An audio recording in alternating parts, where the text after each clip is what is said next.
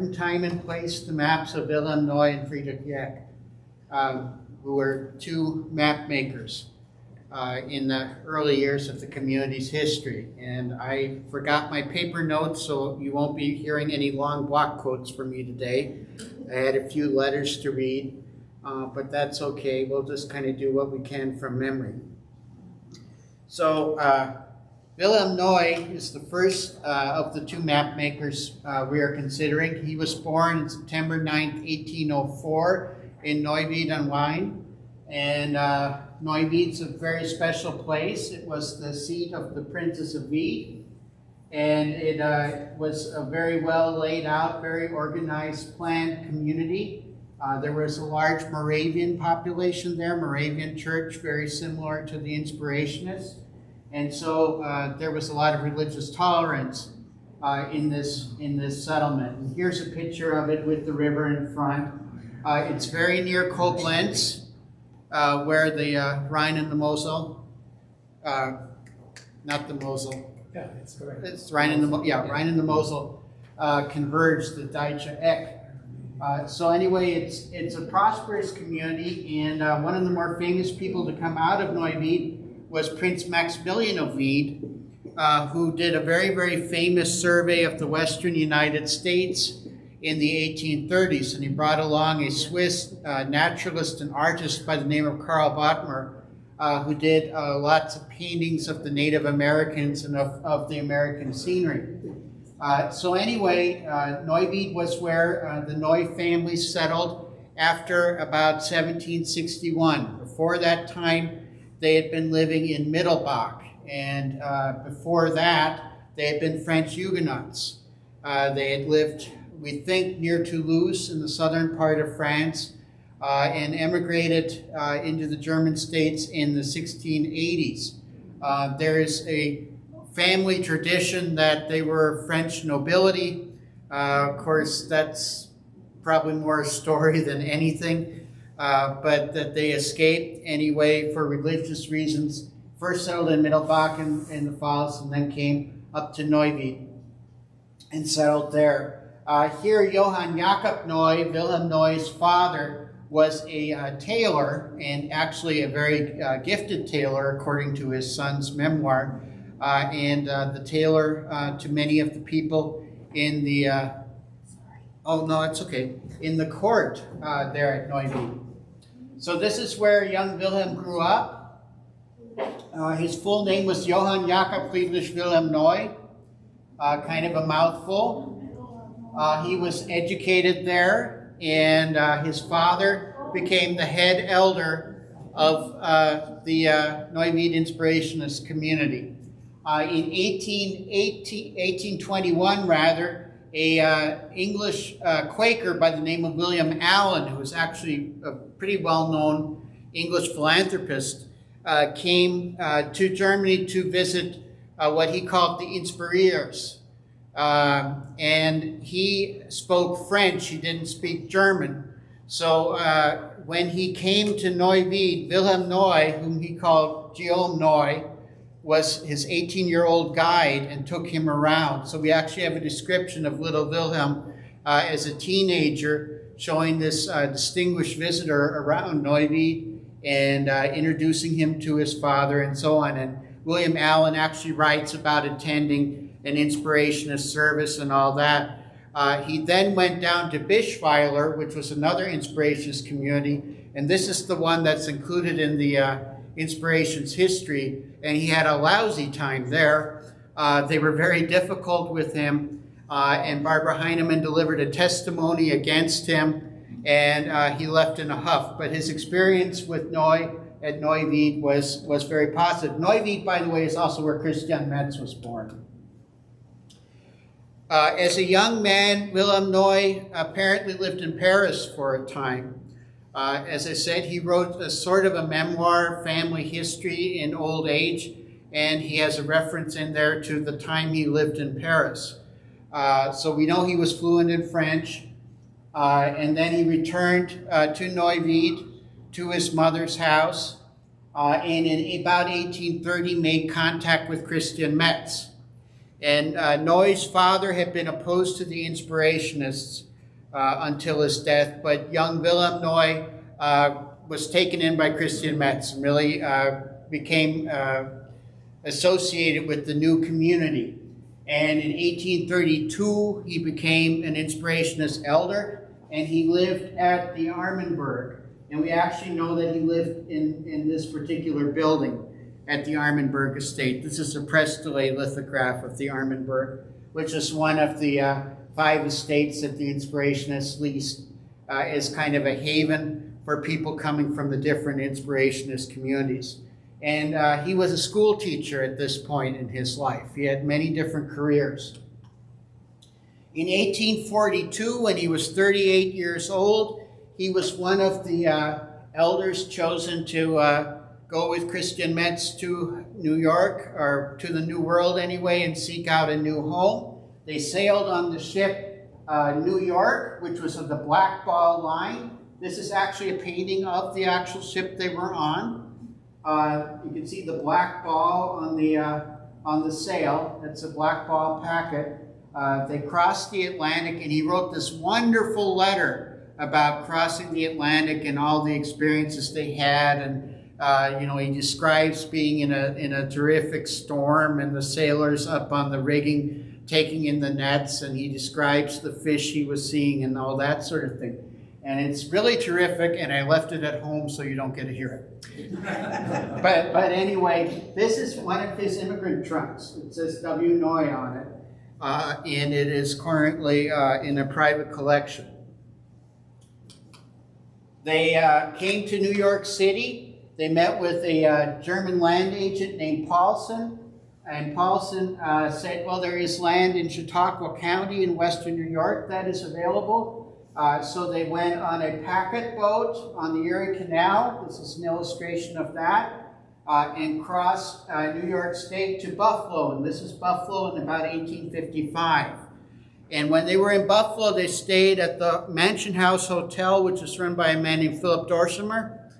And Dorsimer told them, well, the Buffalo Creek Reservation just southwest of town is going to be opened up for purchase. Why don't you check that out? So they made contact with the land agent. They went to the site, and this is the Buffalo Creek Indian Reservation. It was a Seneca reservation in 1842, and they began the process of buying land there. They wanted, Wilhelm Neu argued for 5,000 acres. Christian Metz argued for 10,000 acres. Wilhelm Neu was always very conservative in spending money. And so they eventually did buy a 5,000 acre tract, and that became, of course, Ebenezer. This is actually the Mansion House Hotel, and we're really lucky. This is actually an engraving that was done in 1842. So that's exactly as the hotel looked when Neu and Metz and Weber and company stayed there. So Neu was very instrumental in the purchase. He may have known a little English. He and Metz were the ones that had the most to negotiate with the land company. And it was a lot of stress and a very, very difficult process. As you know, the Ogden Land Company didn't actually have title to the land they were trying to sell, and it was a mess. But eventually the sale was completed. Wilhelm Neu wrote back to Germany a very, very long letter, 8 pages of this incredibly tiny shrift. It's almost 40 pages typed, double spaced. And he included a little map down here, and this is actually one of the earliest maps of the Buffalo Creek Reservation that shows buildings on it. And he, in the letter, talks a little bit about the voyage and his experiences so far, and just in really great detail. I mean, it's like a historian's dream, all the details he's got in his letter. And he also discusses the plans that they have for creating a community when the first people come over from Germany. And he writes these letters with these maps, and I'm sorry, even if you could see this clearly and it wasn't so bright in here, this map is drawn in pencil, It's very indistinct, but he draws these maps with little houses, little pictures of houses and buildings on them. And then there's a key here on the left where he's listed who lives in which house. And he sends these back to relatives in Germany. So he's keeping the people back in Europe apprised of what's going on in the United States. So these are very important early maps. These are drawn in 1842 and 1844. And then we have a problem.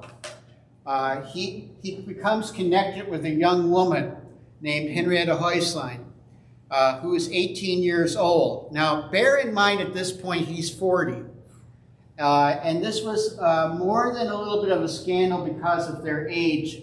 It was also considered a spiritual fall because he was a respected elder and he was giving in to the temptation of a young woman and wanted to get married.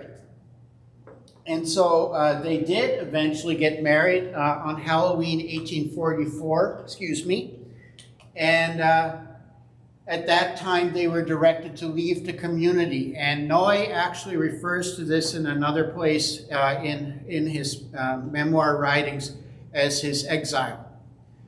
They were sent to live in Galion, Ohio, which is in basically the center of the state. It was a German community at that time, and they lived in this house.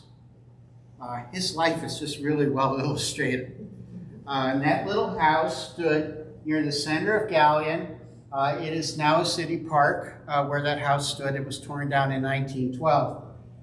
The other thing that happened while they were in Galion is they sat for their portraits. This is Henrietta Hoehnle. This is a drawing of her.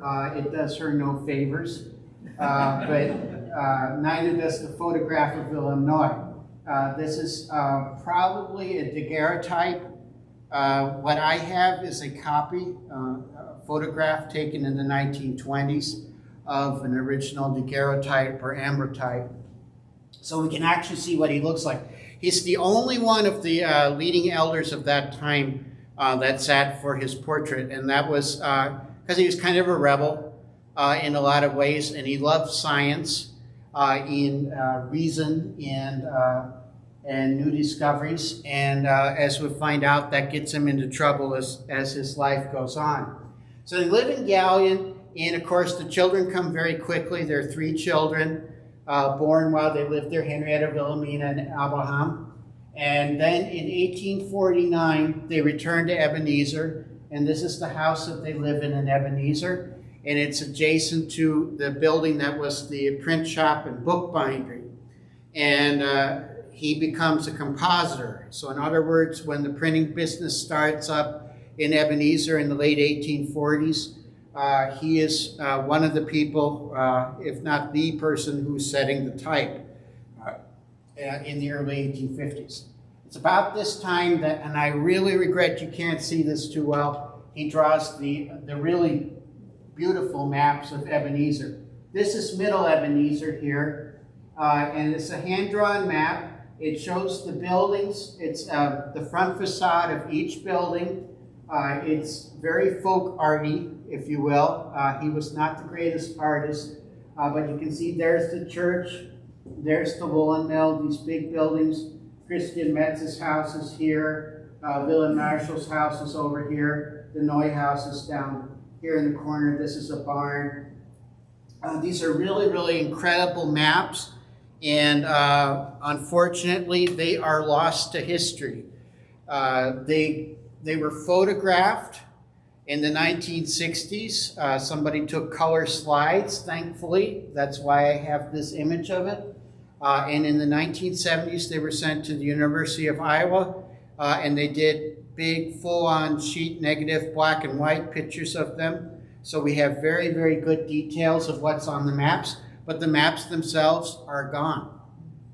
Nobody seems to know. There are rumors of what happened to them, but nobody seems to know for sure. They're not in the museum. They're not in any collections that I know of. They are not in Ebenezer. One of the stories, I had to check this out, was that they were sent out to Ebenezer. on loan and never returned. That is not true.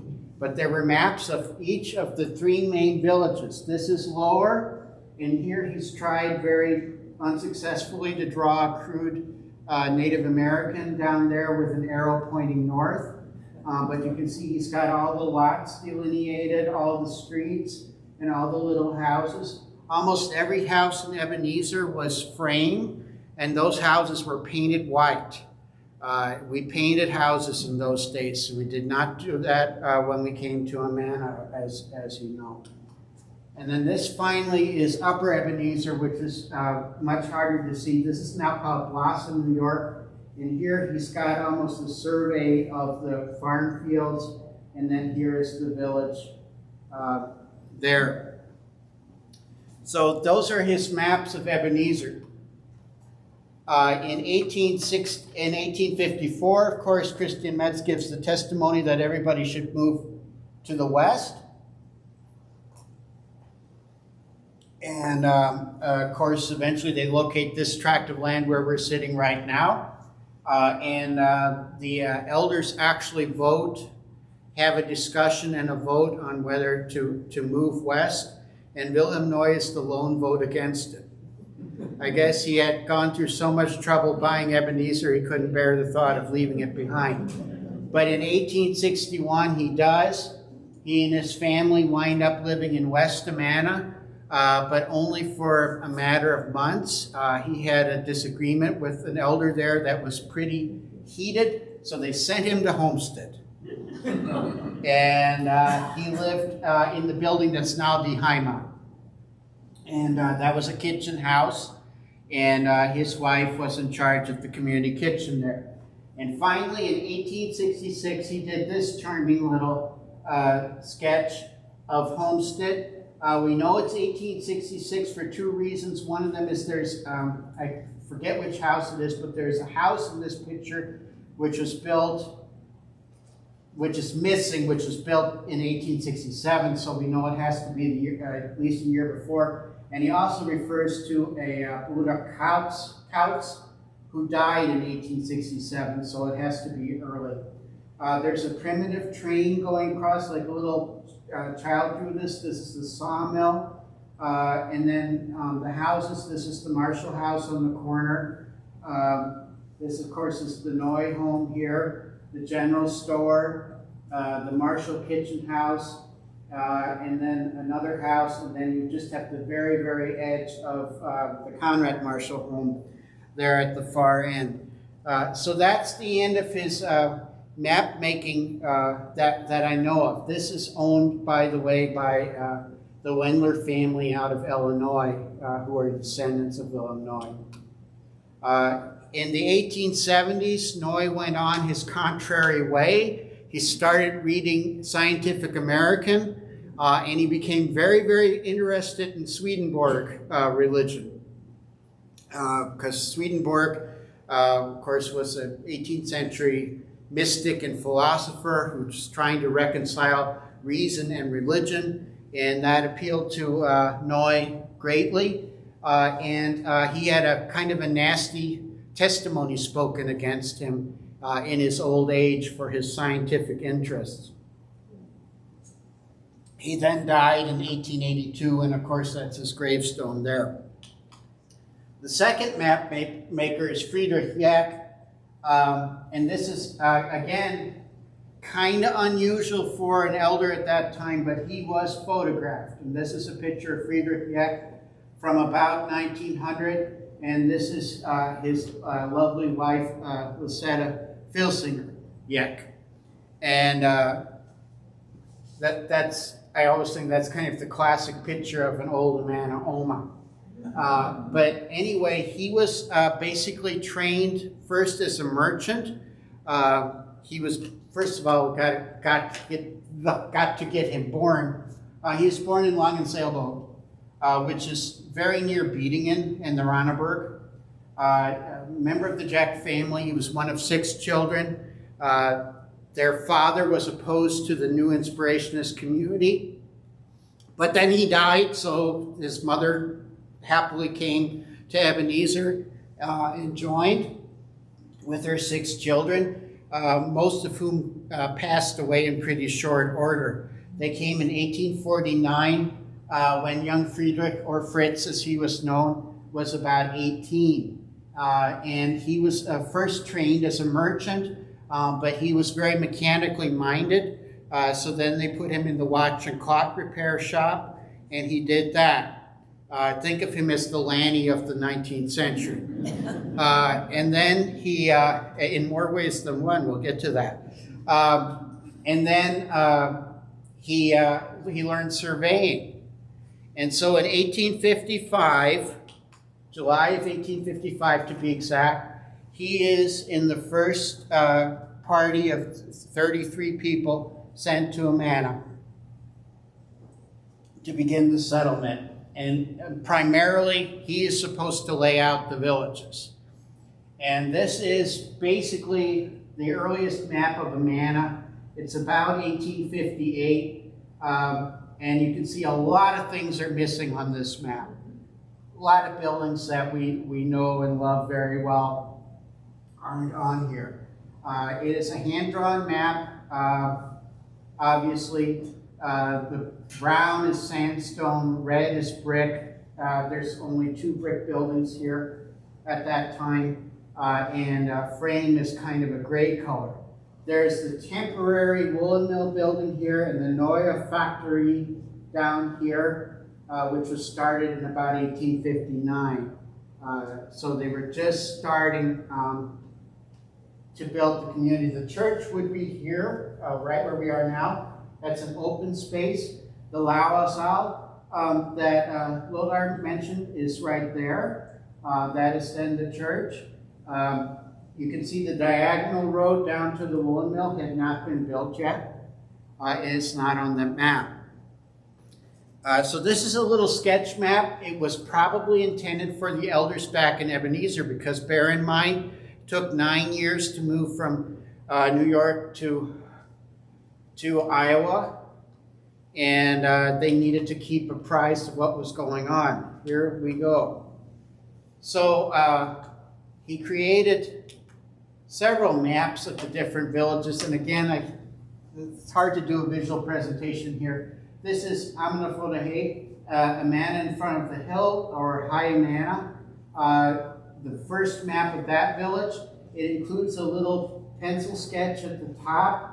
That's kind of a cross-section of the village, how it looks. And again, there are lots of buildings not on this map. This is during construction. But it is definitely drawn by a surveyor. It is very genau, very straight. It is not the Folkardy type maps that Illinois did, which are looser and just show little pictures of houses and all that. These are exact rectangles showing exactly where those buildings are. And what is interesting about main Amana, you may have noticed it, over by Neubauer's and over by the general store and so on, those large boulders. There are these large field boulders that were evidently set at the corners to delineate where the corners of the lots would be. Middle Amana figures in a lot of maps. This is an early one on blue paper, drawn about 1862, 63. Here's the gully. Here you can see the factory's already been built. But again, we're missing, like the print shop was built in 1882. As I know, and it's not there. The archive isn't there, so we know it's pre-1868. And, you know, a lot of other buildings missing. So these are maps done in progress. There are several maps of Middle Amana in the museum collection. They may be all the work of Friedrich Jeck. They may not. None of these maps, by the way, is signed. And only one of them is exactly dated. Actually has a date on it of 1860. This is South Amana. You can see the brickyard there, and again, projected site of the church. which was not built yet. And then this is the map of main Amana, which is the most attractive of the maps. And he's even got all the winding curves of Price Creek in there. And among other things, you've got projected route of the mill race. You've got fruit garden mentioned on here, the first sawmill, a lot of features that are not here anymore. The stone quarry, which is just about a block away from where we are now. There's also this tiny little painting that I found, which I think is either Friedrich Jeck or Joseph Presley, but more likely Friedrich Jeck, and that shows the brick house, which became the brick house kitchen, which you would know is like Emma Albert's house, the brick part of her house on the corner. And that dates to about the same time as this map. In his later years, first of all, he seems to have fallen in love, or some fall anyway. He married when he was 52, and again, it was something of a scandal in the community. And there is a testimony about his fall from grace. But he married Lisetta, and they had one child the next year. But there are no direct descendants of him. In his later years, about 1900, 1905, 1906, he seems to have retired or just had a lot of time on his hands, because we have a number of watercolors and colored pencil drawings that he did. He would copy like prints of the Ronneberg. There's a drawing of the Ronneberg in the museum that he fortunately signed and dated. Some pictures of Ebenezer that he drew around that time. And then this charming view of main Amana with the brick house kitchen here on the left, which we were just talking about. And of course the Geiger corner here, and the schoolhouse at the end of the street. So even in his retirement years, he was doing some artwork to document the physical character of the community. Excuse me. And finally, he also painted the Lily Lake, as any good artist would. And so that is an early picture of the Lily Lake. And we thank the person who shared these with me about a year ago. So that's Friedrich Jeck. So they were marking time and marking place. These are two very creative